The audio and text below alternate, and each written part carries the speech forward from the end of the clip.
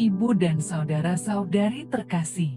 Salam sejahtera, salam damai beserta Yesus Kristus. Marilah kita membaca, mendengarkan, dan merenungkan sejenak firman Allah. Bacaan pertama. Kristus hanya satu kali saja mengorbankan dirinya untuk menanggung dosa banyak orang. Pembacaan dari surat kepada orang Ibrani.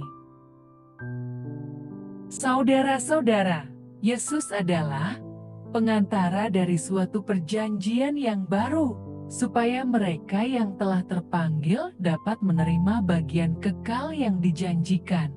Sebab, Ia telah mati untuk menebus pelanggaran-pelanggaran yang telah dilakukan selama perjanjian yang pertama. Sebab, Kristus bukan masuk ke dalam tempat kudus buatan tangan manusia, yang hanya merupakan gambaran saja dari yang sebenarnya, tetapi ke dalam sorga sendiri untuk menghadap hadirat Allah guna kepentingan kita.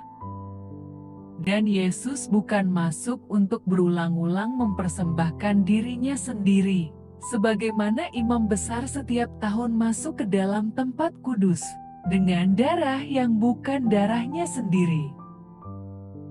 Sebab, jika demikian ia harus berulang-ulang menderita sejak dunia ini dijadikan. Tetapi, sekarang ia hanya satu kali saja menyatakan dirinya pada zaman akhir untuk menghapuskan dosa oleh korbannya. Dan sama seperti manusia ditetapkan untuk mati hanya satu kali saja, dan sesudah itu dihakimi. Demikian pula Kristus hanya satu kali saja mengorbankan dirinya untuk menanggung dosa banyak orang. Sesudah itu ia akan menyatakan dirinya sekali lagi tanpa menanggung dosa untuk menganugerahkan keselamatan kepada mereka yang menantikan Dia. Demikianlah sabda Tuhan.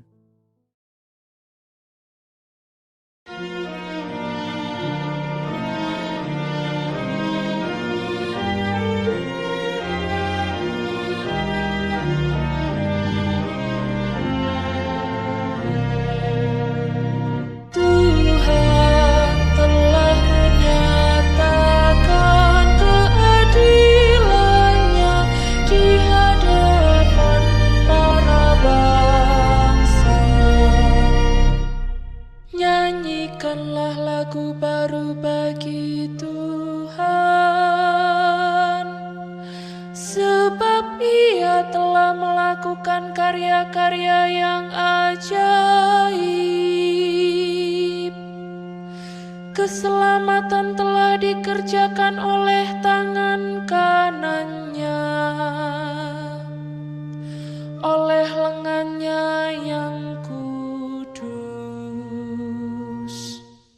Tuhan telah menyatakan keadilannya di hadapan para bangsa.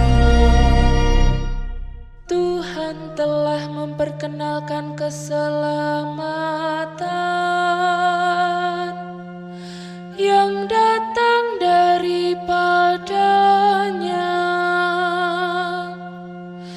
Ia telah menyatakan keadilannya di hadapan para bangsa. Ia ingat akan kasih dan kesetiaannya terhadap kaum Israel. Tuhan telah menyatakan keadilannya di hadapan para bangsa. Segala ujung bumi telah melihat keselamatan yang datang dari Allah kita. Bersorak-sorailah bagi Tuhan, hai seluruh bumi. bergembiralah dan bermazmurlah.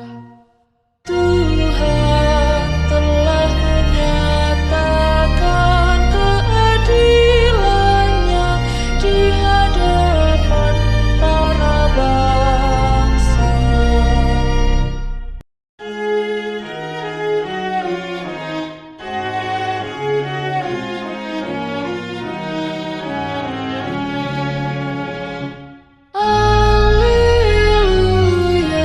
alleluia, alleluia. Penebus kita Yesus Kristus telah membinasakan maut dan menerangi hidup dengan Injil. Alleluia, alleluia, alleluia. Tuhan bersamamu dan bersama rohmu. Inilah Injil suci menurut Markus. Pada suatu hari datanglah ahli-ahli Taurat yang datang dari Yerusalem berkata, ia kerasukan Belzebul, dan dengan penghulu Satan ia mengusir Satan. Yesus memanggil mereka, lalu berkata kepada mereka dalam perumpamaan, bagaimana iblis dapat mengusir iblis?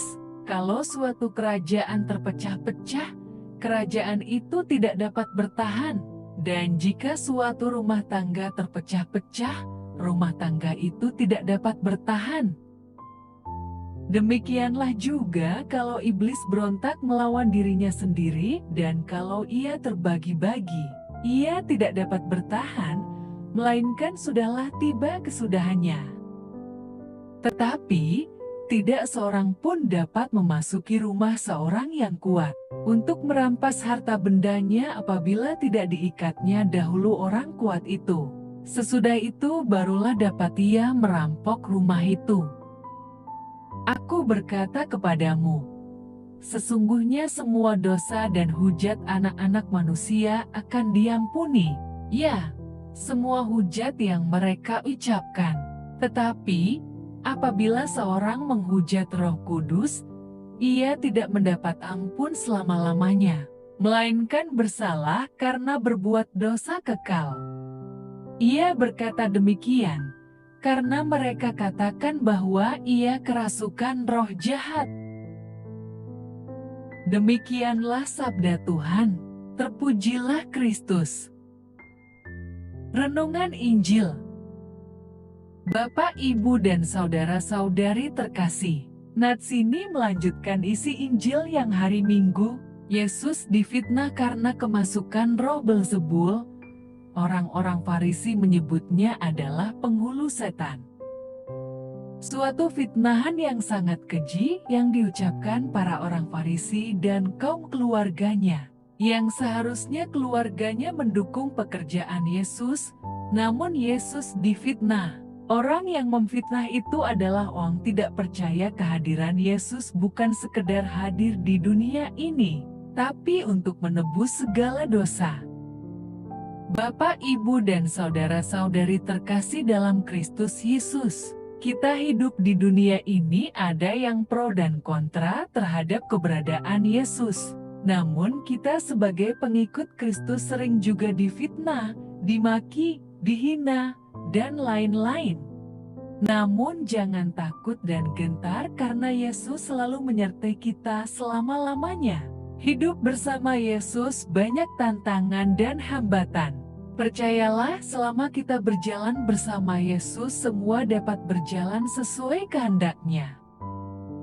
Bapak, Ibu, dan saudara-saudari terkasih, masih banyak orang yang merasa dirinya beriman, merasa dirinya paling benar, merasa dirinya memiliki tiket ke surga, seperti orang-orang Farisi, namun keimanannya tidak meyakini apa yang dianutnya.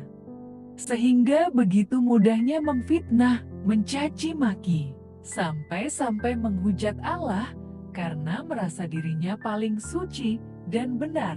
Tidak ada lagi saling toleransi dan saling menghormati satu sama lain, karena mereka sudah dikuasai oleh roh Belzebul.